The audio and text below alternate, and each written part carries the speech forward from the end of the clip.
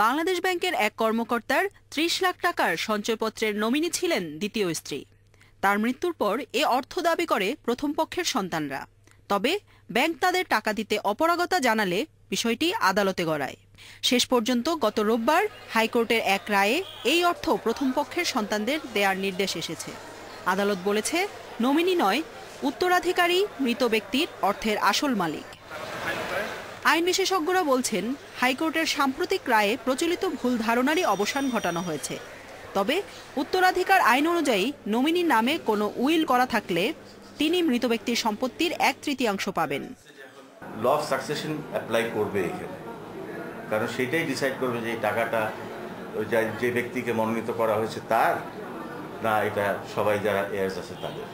দুটা সিচুয়েশন হতে পারে। একটা হলো যে তাকে ওসিয়ত করে দেওয়া হয়েছে, সেই টাকাটা তার কাছে যাবে। ওসিয়ত হলে পরে টোটাল যে অ্যাসেট আছে মৃত ব্যক্তির, এটা সহ তার টোটাল অ্যাসেটের 1/3 বেশি ওসিয়ত করতে পারবে। সাবেক আইনমন্ত্রী শফিক আহমেদ বলছেন, আদালতের রায়টি এখন আইনের একটি পূর্ণাঙ্গ ব্যাখ্যা হিসেবে বিবেচিত হবে। নমিনি করা মানে সে এটা টাকাটা উত্তোলন করতে পারবে। এজ এ ট্রাস্টির দায়িত্ব হলো নিজে ভোগ করা না, ট্রাস্টি হিসাবে টাকাটা নিচ্ছে এবং এই টাকাটা সে নিয়ে যারা অংশী তাদের মধ্যে যেইটুকু যে পাবে সেভাবে বন্টন করে দেওয়া হলো ট্রাস্টির দায়িত্ব।